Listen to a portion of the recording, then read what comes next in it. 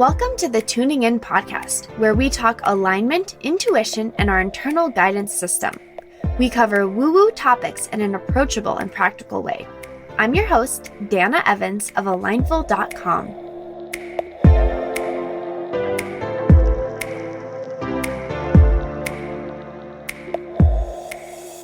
Hello, and welcome to another episode of the Tuning In podcast. So this week, I am so excited. I'm doing a completely different episode type, and it's an interview. And for my very first interviewee, I chose my mother. My mom, Debbie Evans, she's so into and open to learning about all of this work that I am teaching you all, and she's kind of on the journey that I'm on as well. So I thought it would be really fun for you all to hear her perspective and learn a little bit about how she's gotten to where she is and her personal journey. Because the thing is, each of us has our own journey, and I'm sharing my perspective and my journey, but I want you to know that I'm not unique in that this is not only accessible to me. So Mom, she is one of my students in the Align in 5 membership and in life, as I am also a student of hers. So we have a really beautiful relationship. And what we decided to talk about was really how she started out, which was 7 years ago. We take you back to the first time she did a meditation and how that journey of meditation has really taken her to where she is now and uncovered her own inner voice and what she's doing to implement what she's learning, and also to just keep deepening that relationship with herself. So it's a really fun episode. It is a little bit longer, and we do have a little mini meditation at the end. So feel free to listen to this in 2 parts or just enjoy it while you're driving or throughout your day. I'd love to hear your feedback. And also, I do mention a couple times the Find Your Inner Voice type challenge, and that is happening. If you're listening this week, it's happening next week. It's March 16th is when that starts. So mark your calendars.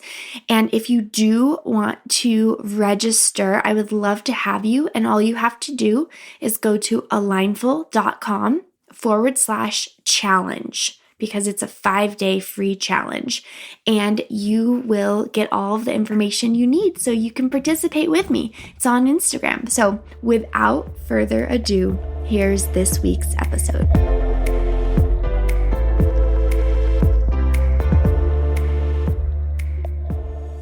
All right, so I am here, special day, with my mom, Debbie Evans. Hi, Mom. Hi, Dana. And she's agreed to record this episode, but we're not committing on when we're going to release it. Right. So we're just talking. Mm-hmm. We just happen to have a microphone. So I'm grateful to have you here recording this. Well, thank you, Dana. And she's been my mom for my whole life, 32 years. And I always joke that anything you want to know about me, how I am the way I am, just look at my mom and you'll understand. And we even have similar voices, as you'll notice on this episode. And I just love her. Oh, that's sweet. And I'm grateful she joined me on this episode. I'm glad to be here. Yeah. Something new. This is very different for me to speak into a microphone. Yeah. Well, you're doing a great job. We did some tests. I'm open to receive. She's open to receive. That's one of the mantras from the Align in 5 membership, which she is a member of. Okay, so what we're talking about this episode, and we'll probably do another one because my mother has a ton of insights and interesting perspectives that I want other people to hear. You don't just need to hear my perspective, but I want you to hear from people that are also doing this work that I'm teaching and integrating it into their own lives. So we're going to talk a little bit about inner voice as Mom is discovering hers, which is super exciting, and also her process to getting there and, you know, why she's open to this stuff. So I guess you've been meditating now since 2013, right? 2013, this month, March 2013. I can't remember whose idea it was, either my sister or it might have been you, Dana. You were involved in it. But we decided to do one of Oprah and Deepak Chopra's free 21-day meditations. I think it was the very first one they ever offered. Mm. And it was called Perfect Health, based on the book that he wrote, Perfect Health. And so Linda and I and my sister Linda and I and her friend Carol, and I think you, committed to doing it starting in March 2013. And that's how I got started. And I remember the very first few meditations, they were 20 minutes. Oprah and Deepak would talk for about 10. And then you were to be quiet for 10 and listen and repeat the mantra in your quietly, silently. And I remember thinking, okay, is he ever going to ring that little bell saying the 20 minutes are up? It seemed so long. Mm. And now 7 years later, the 20 minutes goes by so fast, and I don't want it to end. I'd rather keep going for an hour. Yeah. So now, right, and I mean, honestly, I remember that too. Whenever I started doing meditation, it was like, it felt so hard. And you know, anyone who's listening, that may still be the case. I mean, we have this misconception about meditation that you just have to do it and it's easy and your thoughts stop, and that's not it. Right. And so it's with consistency and practice that makes it easier, and beyond easy, like you described, is you enjoy it. Right. Do you meditate? Was that it? Did you just start doing that and you meditated from then on out, or were you in and out? I think I might have been in and out, but I would say for the last, 4 years, I think it's been consistent. I work from home, as you know, and I used to get up and check email immediately and just get going into my day. And with the Oprah Deepak meditation, I've changed my whole morning routine. So the first thing I do is meditate with Oprah and Deepak. And I bought all their meditations. They still do free ones, but so I just run through them over and over, cycle through. But instead of getting up and checking email, now I start with Oprah and Deepak and just feel I start my day on a much better note than looking at email and going, oh. So it's a much happier and a positive way to start the day. And intentional. Yes. Yeah.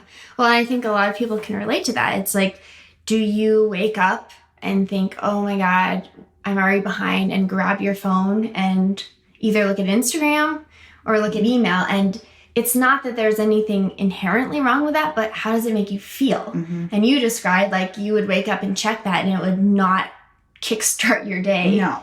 And so now when you kickstart your day with the meditation, how do you feel after that? Yeah, I feel, first of all, I do get some ideas sometimes. Mm-hmm. So my meditation, I'm not always blank. Mm-hmm. And at first I did try to do that and repeat the mantra and try to feel those blank spaces between the thoughts, but I don't think that's as important. I mean, it's great if that happens, and sometimes it does. I can zone out pretty much, but other times I am, also now asking my inner voice questions, but getting ideas, not thinking about, what is my day going to be like, but just sometimes that creativity comes through.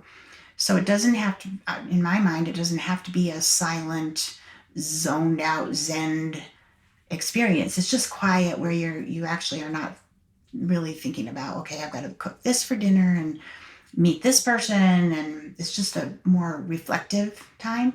Yes. Well, and that's probably shifted for you too. Yeah. Versus, and I know even with my students at the college that I teach, I have them meditate, and I know a lot of them, it's always progressive, right? What you're doing is, for them, that might just be the only time during the day that they get to just think about what they have coming up. Mm-hmm. But as you get more into it and you're giving yourself that space, it can evolve to something like that, where it doesn't have to look like anything, but it can definitely be this reflection, contemplation, and this space where your mind can almost detach a little bit from the active thinking, and that inspiration, and often, yes, the inner voice gets to come through because you're just giving yourself space with no expectation. Mm-hmm. That's exactly right. And even if it's just, if you're looking out the window, I don't always close my eyes. Usually I keep my eyes open, looking out the window at the sunrise or just the clouds or a bird flying by. You just are able to notice and be aware of more things when you calm down and are quiet. Yeah. And again, that's with practice. Like that then bleeds into other aspects of your day. Yeah. So you start the day with that intention. You're creating, okay, what are you doing? You're creating space for yourself to just be. You're setting an intentional environment and energy, even if it's, 5 minutes, 10 minutes. For you, I know lately it's been up to an hour, right? Which is amazing. It just can be whatever it needs to be. And then you walk into your day, and it doesn't mean stuff doesn't go wrong. It doesn't mean you're perfectly zen. You're like, oh, everything's fine. But it also might mean that you might be sitting at your desk and then you gaze out and you're like, man, the sky's beautiful. Right. And you take a moment. And those micro moments during the day build on themselves. Exactly. And you're setting the tone for your day. Yeah. Taking that time first thing in the morning allows you to do that later on in the day as well. Gives you permission. Right. So you don't hit the ground running first thing. Yeah, without real clarity on how you want to show up during the day. So why do you keep meditating now? So I know we've talked about some of it, but I know your practice has evolved. So what does it give you that kind of has you you're not checking it off the list? No. You're not saying, ooh, I have to meditate, check, done. I have to do yoga, check, done. I have to make a green smoothie, check. No, you're meditating because you feel the desire to, and I don't even call it meditation anymore. I call it quiet time alone. Yeah, there you go. Good, exactly. So what keeps you coming back to it? Not just because it's a habit, but because what serves you? I like the slowing down. I like gazing out at the window at the beauty of nature. I like my mind to quiet. And it's so much quieter than it used to be. I don't really worry anywhere near as much as I used to. And for the record, my mom was a really good worrier. Very good. Really good and good at anxiety and worry and fear and nervousness and unease. Yeah, so things feel more chill because of this. Yes. So, yeah, it just feels very good to me to do it. And I don't do it because I have to. I don't usually miss, but if I do, that's okay. So it's because I want to do it. Yeah, and it fills you up in a new way and gives you that's the peace of mind. Yeah. Right, that we're looking for. And I can just feel everything. Blood pressure slowing down, breathing, just so relaxed. Pumpkin likes to sit on my lap, the cat. Yes. And with him on my lap, and it's just very calming. Yeah. Well, maybe we'll end this episode with a meditation. Oh, that'd be great. She asked me at the beginning, how will we end? How do you end this? I don't know how we're going to start. How do you end this podcast thing? Okay, so let's transition a little bit. So you were primed from meditation to be more receptive, and you're in a more receptive space in a lot of ways, because even just a year ago, maybe a little longer, I would ask you questions like, what do you want? And how would you respond? I would be very annoyed with you, and I would say, I don't know what I want, Dana, stop. I don't know. Or you'd say, who are you? Or those deep questions that Deepak does ask those in those meditations too. And I have heard him, but I just wouldn't apply it to myself or think about it. So yeah, I was not ready for you to ask me those questions. Yeah, and that's fine, right? We have to ask until we're ready to hear the answer. And just what she's referring to, so Deepak Chopra, and these are the free 21-day meditations that he does that you can find on Chopra Center online, I think. And he teaches transcendental meditation, which is a mantra-based meditation. And at the beginning, if you're just doing this on your own, you ask 4 questions. You ask, who am I? What do I want? What is my purpose? And what am I grateful for? Yeah, big questions. And so I would, prompt my mom with those. The point now, I take this a little bit further. The point is to ask. We don't need to have the answers, but we have to keep asking the questions. And as we then transition, into deeper forms of meditation, like Mom explained, answers will start to kind of bubble up. Yeah.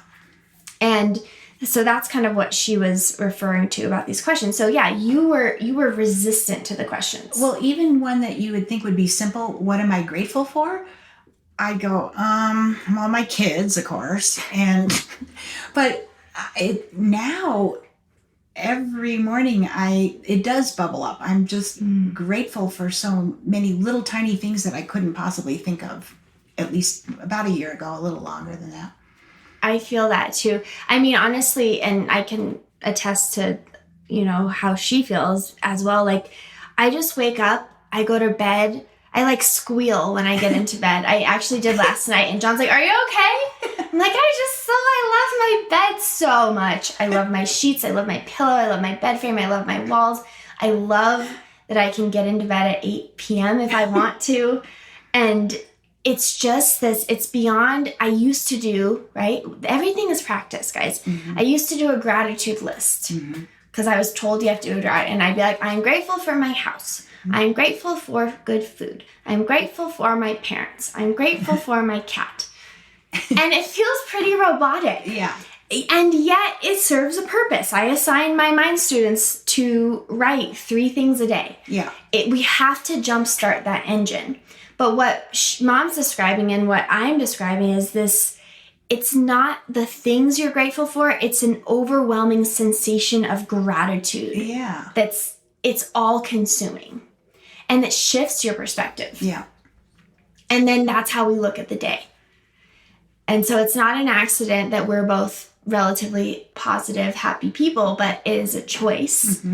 And again, that meditation and creating that space at the beginning of the day and even asking the question, it primes you to start looking at things that way. Yeah. And even like you said, at least a year ago or I wasn't ready to answer those questions. And then I do think another thing that happened is I sprained my ankle a year ago in February. Bad sprain. Couldn't drive for 3 months and was stuck at home pretty much and had a lot of time I couldn't look to the future. I didn't know if this was going to get better. Could I travel? What was going to happen? So I had a lot of time, more quiet time to sit and think, and then listening to Dana and Jess Lively, other people like that could get into the questions a little bit more. So I think that was a turning point as well. Yeah, and one thing that we often find out for ourselves is if we're not willing to slow down, we get slowed down. Yeah, that's exactly right. That's what happened. Wow. Now, is that so the whole spraining ankle, is that around the first time you heard from your inner voice? Or was it before that? I think it was right around then. And as far as I can remember, money's always an issue for me. For your mind? My mind, money, stories. And so as far as I remember, I was sitting, meditating in our old house where we used to live, where we were a year ago. And I was thinking, and I just said, I just wish I had enough money. And then I heard this quick little, well, how much is enough? And I was like, what? I mean, I shook. And I was like, who said that? What? That isn't something I would say. How much is enough? I don't know. What was that? So I was surprised. And then I think I did call you and say, wow, Dana, this was kind of a weird thing that just happened. I think it was my inner voice. And it's happened a few times since then. And it seems to be these quick little short phrases, and it's words. I don't know what it doesn't sound like someone's voice or anything, but it's just words and quick. And then if I am not paying attention, it goes by. And I'm like, wait, come back. What was that, you? So it's very interesting. And it's only happened a few times that I'm paying attention enough, I guess, to hear it. Yeah, I mean, do you think it's paying attention, or is there something else that's going on? Something maybe not letting it come through. I'm not able to hear. So what about when you do hear it? Because when you ask the question, well, I wish I had enough money, or when you said that statement and then you heard the answer, it's not that you said, I wish I had enough money, and then you were paying attention to an answer. Right. Yeah, you're right. So what else do you think shifted? It's hard for me to say. I know, I'll give you another example of when it spoke. And we moved into this new house, and it's not all completely decorated and furnished yet. And I had this vision that I was going to move into like the model home that was already staged. And so it's not all finished. And my vision was it would be all decorated, and I'd move in, and then I could sit every weekend on the comfortable new couch and read Eckhart Tolle and all the books that I want to read. And I wasn't getting to do that because I still have to unpack boxes. And I said one day in meditation again, I just wish the house, so I guess I say I just wish a lot. I just wish the house was done so I could read my books on the weekend. And then I heard, read your books anyway. And then again, I was like, what? Who said that? So I don't know, Dana. Is it being open to receive? I mean, that's what I wonder, is if you've deconditioned yourself enough from all the chatter that you've cleared more of a channel so that this can come up. Mm-hmm. Because one thing I believe is that like our inner voices are always trying to talk to us. Right. But we either dismiss the signs, dismiss the signs, which can be the body. It can be, right? We have the 5 ways that your inner voice is trying to talk to you. Mm-hmm. You have an inner voice type in a way that it predominantly communicates with you. It could be through body chills, or through, pains in your body, or through different voices and sounds that you hear. But if we're not attuned to the rhythm and, what our bodies are saying, we just either write it off or we shut it down. Mm-hmm. And so I do believe that meditation and any mindful time that you can spend alone with yourself, it creates more self-awareness. Mm-hmm. And so with more self-awareness, you start to get clear on what your baseline is, and then you can be more aware of different things that come up that are out of the ordinary, and you can say, oh, that's interesting. Yeah. And I, particularly with the speaking of the inner voice, I think that comes with that clear channel because, we'll get chills and sensations in our bodies and sense weird things often. But actually hearing something that comes up, that's you really cleared away a lot, that it can actually come through. Yeah. And I'm not surprised that it happens in meditation because that's where you are able to kind of put your mind on a shelf a little bit and just receive. Right. And for a lot of people, you think, oh, my inner voice, it must have these really complicated, profound, amazing things. Yeah. But no. Yeah. I mean, sometimes the simplest statements are the most profound. And you're like, oh. Right. Like, read your books anyway. Yeah. I don't have to have the perfect house. Yeah, well, right. What does that mean to you? So, and here's the thing, like, you'll get messages from your inner voice. Well, it's still up to you to kind of interpret them. Yeah. And or to follow the wisdom. You don't have to follow the wisdom. You can say, no, inner voice, I do need things to be perfect, and I don't have time to sit down to read right now. I have boxes to unpack. Don't you see what's in front of me? Okay, dismissed. Yeah, right. Because we still have free will. But you can also then make a conscious choice to decide to follow the wisdom. So have you read your books on the couch? I haven't read the books, but we did actually watch a movie on a Sunday afternoon, which was so not like us. Lately, not like us. It's been busy. Yeah. So we did watch a movie. I guess that's the only thing. You're allowing yourself a little downtime, despite that it's busy. Yeah. Because I hear a message like that from your inner voice, and it's so much more than the one thing, right? Yeah. Read the books anyway. Yeah. Well, that can be applied to exponential things in your life. Yeah. Did you have another instance recently? I don't remember. With the inner voice Yeah. talking.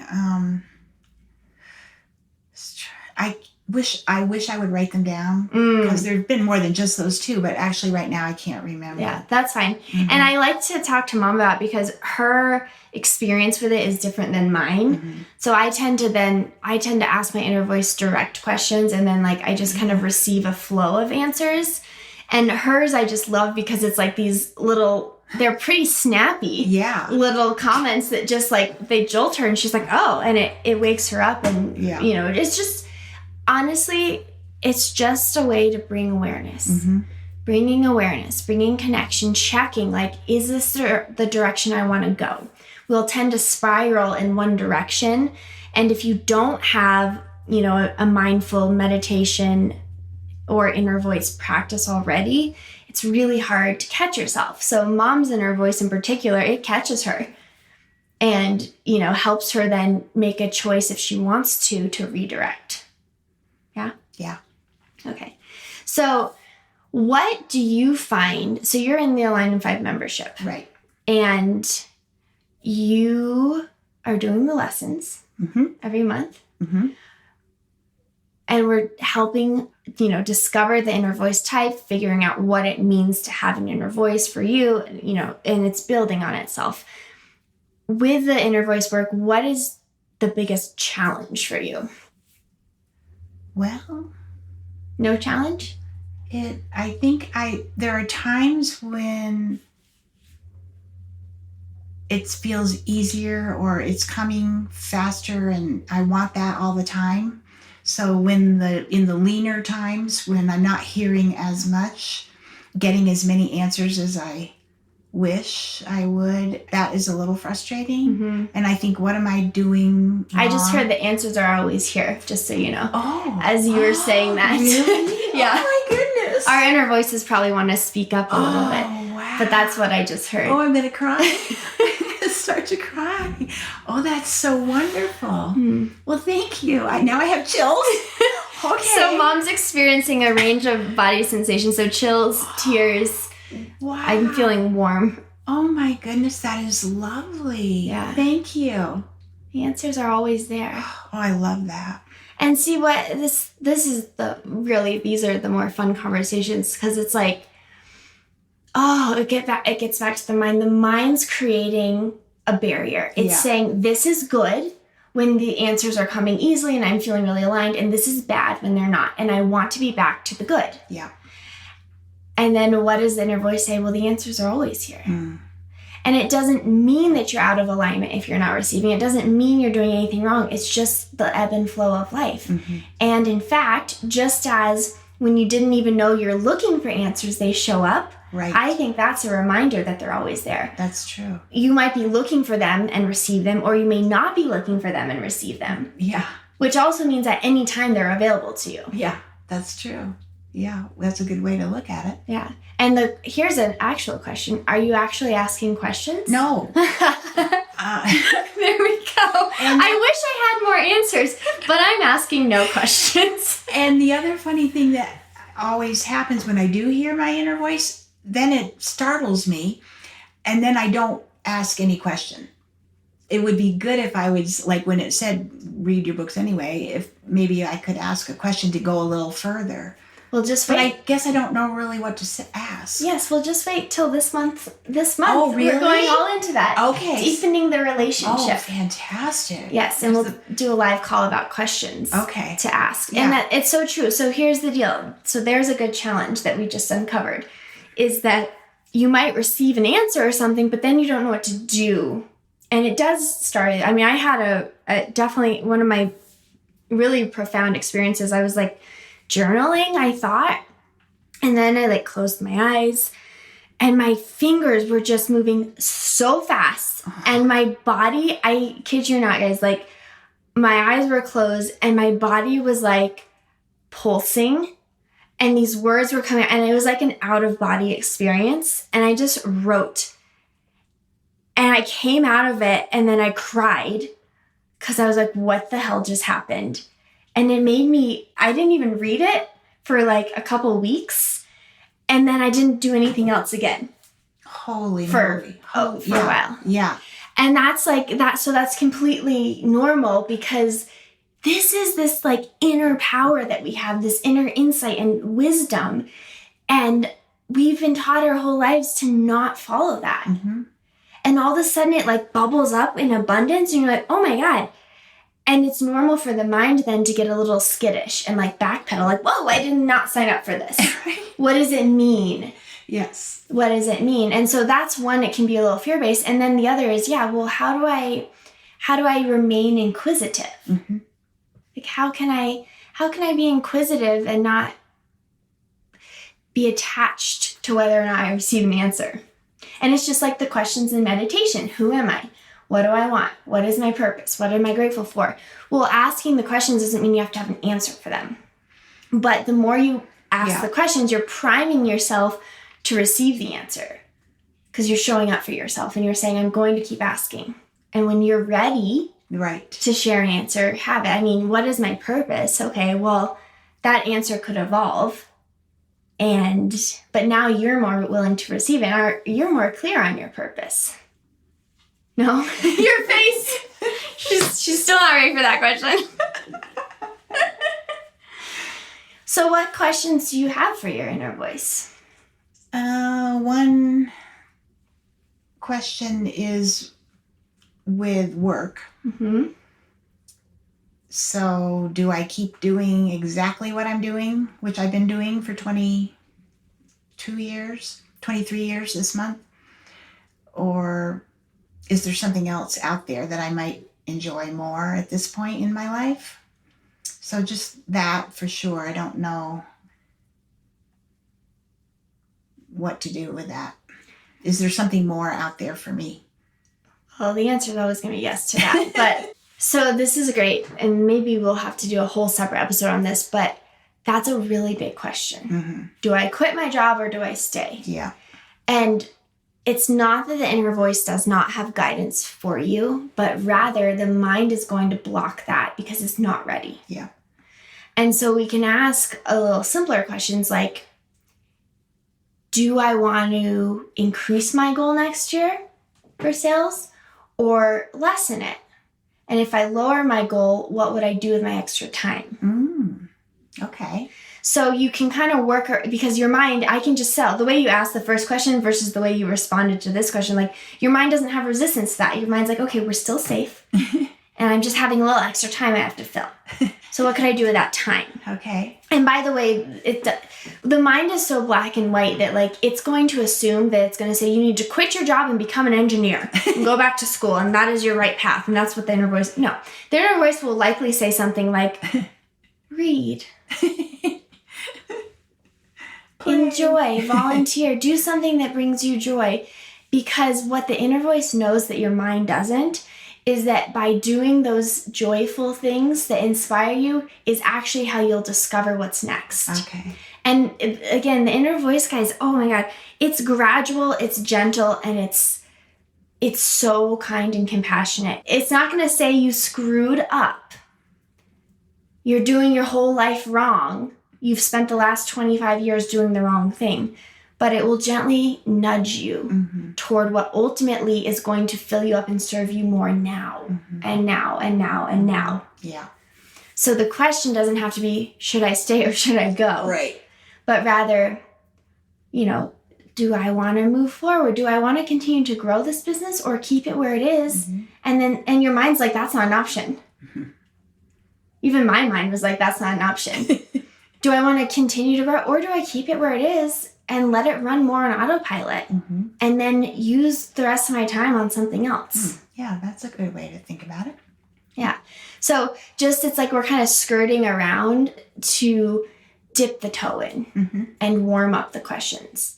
And you can also, as you'll learn in this month of the membership, the different ways to engage with your inner voice. It's not just talking, but there's a few different ways. Okay. So those, for some people, some ways are easier than others. And you find your groove. Yeah. It doesn't have to, just like meditation, it doesn't have to look a certain way, but you have to be aware of the fundamentals so that you can find what works for you. Just like writing the gratitude list. Sometimes you have to write the list before you can just embody it, because we have to start to teach ourselves, oh, this is the new path we're wanting to create. And it's a little clunky at first, but over time, it starts to become more normal. And you might have these instances of the inner voice popping up might become a little more consistent. Mm-hmm. Or you might, for me, I lie down at night and I close my eyes with my head against the pillow before I turn my light out. And I just sit there and receive. Sometimes nothing happens, but sometimes I receive like the sweetest, kindest like messages, and it eases me to sleep. Yeah, I'm glad you gave us that mantra for the month of February. I am open to receive. Yeah. Just to say that, I said that this morning before I went to this yoga class that I'm going to that is a little different than what I'm used to. But I went in and said, I am open to receive, and I can get benefit out of it, even though it's a little not what I'm used to. But it helps to remind yourself, be aware. Yeah. Right. It's all going to come back to that self-awareness, open, right? Openness, a lot of compassion. And then riding that wave and finding like what does, just like you, I would never suggest you continue to do your meditation practice if you didn't get benefit out of it. What's the point? I mean, sure, there's scientific reasons why meditation's good, but why would you do something regularly that just wasn't lighting you up?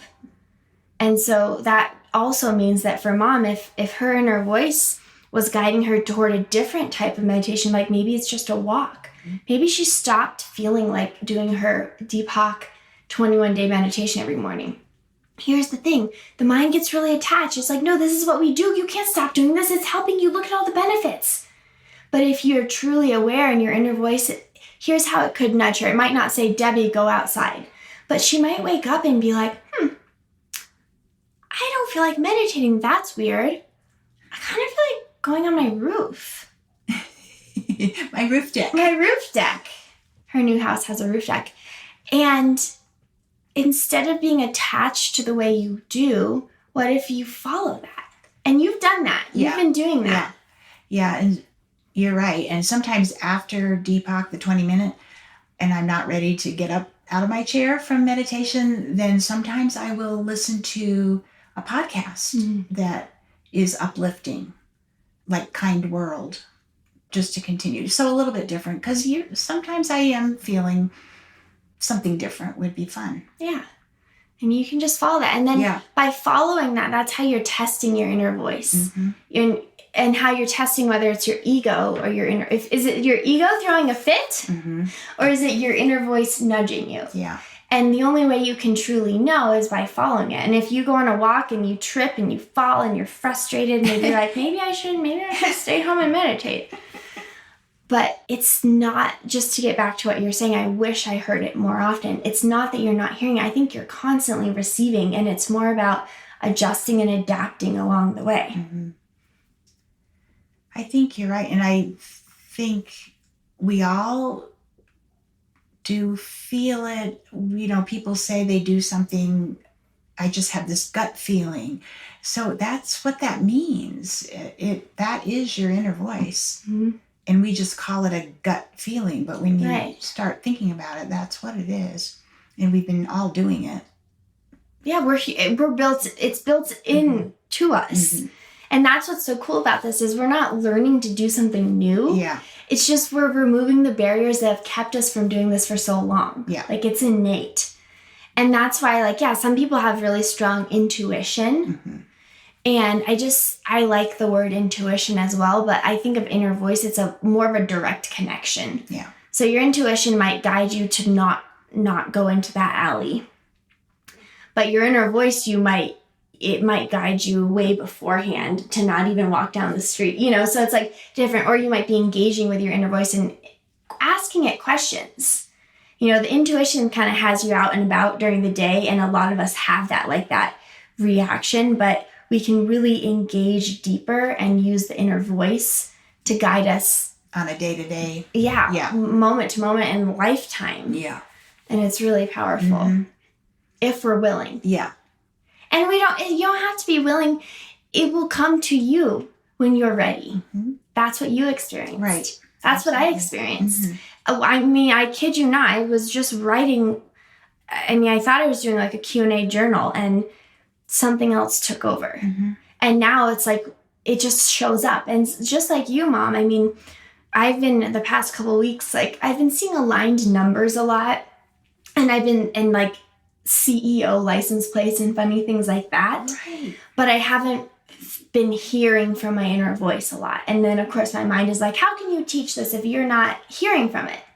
But you are. But I am in different ways. And then there's also times where it's like more like in conversation, it like starts to come up. And on the podcast, sometimes it takes over, and I'll be in bed and it's just like floods of downloaded information that I'm like, oh my God, I can't capture this. Mm-hmm. And so it doesn't matter how it comes. It's always available for us.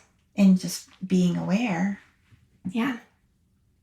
Yeah. Being aware, being open, Mm-hmm. being compassionate. Mm-hmm.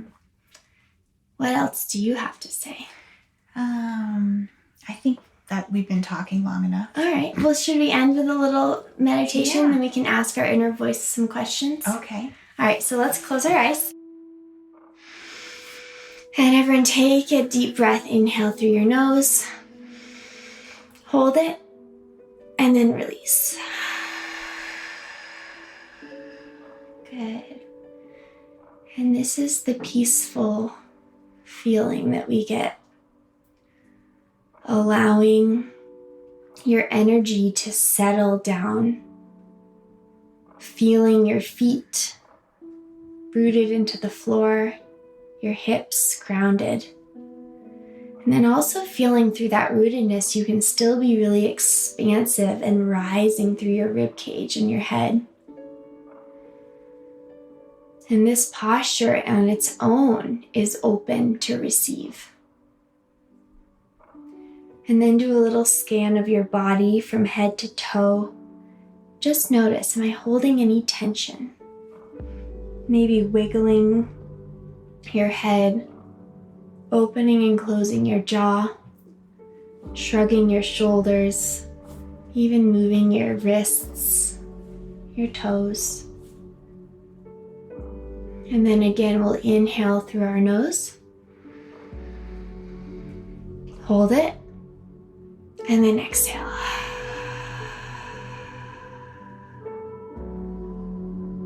And then I'll ask a couple questions, and you can just notice if anything comes up, any sensation. Am I okay?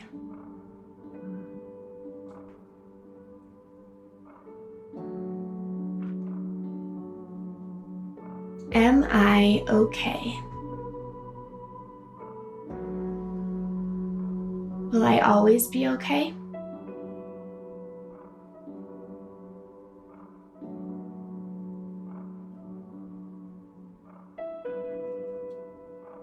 What do I need in this moment?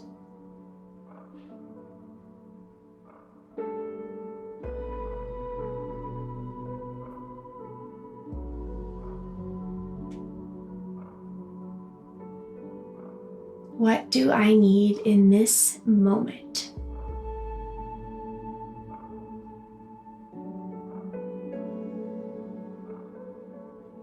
What will serve me to release?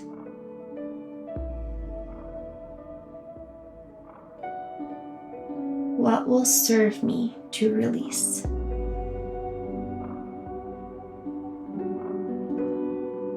And just sit with that for a few moments and breathe.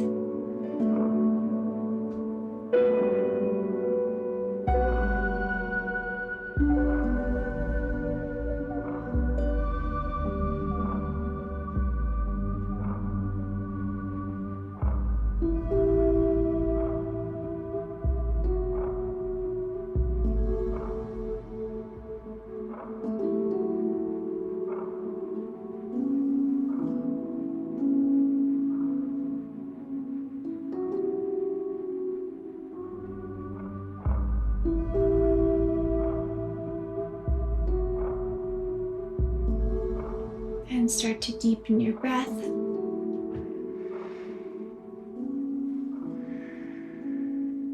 And as you're ready, you can open your eyes. Did you hear anything come through? I just got a smile. I didn't hear words. I heard, what do I need to let go of? And it said worry and fear, which I just recently came upon earlier today. For a brief moment. For a brief moment. It's still there. I might need to talk to my inner voice a little bit more about it. And what do I need in this moment? It said joy. Oh. So we'll go do a little something more fun. Okay. This was fun, but more fun. Yeah. Sounds good, All Dana. right. Well, thanks, Mom. I love you. I love you too. Thanks for being on the podcast. She'll be back, my friends, because she's got a lot to say. And so does her inner voice. Yeah. Anything else? That's it. All right. Well, thank you guys, as always, for tuning in. And if this would resonate with anyone who's maybe trying to get into meditation and feels like they can't, or even feels disconnected from their inner voice, go ahead and share this, because I want to spread the word and help this be available and feel accessible to more people. And my mom is a normal person, and she's gone on this journey on herself and continues to, just like I do. But the more voices we can hear from, the better. So, as always, thank you for tuning in. Thank you for joining me on another episode of the Tuning In podcast. As always, if this would resonate with anyone you know, please share the episode. You can follow along with my journey on Instagram at Dana_Evans, or find me on my website at alignful.com.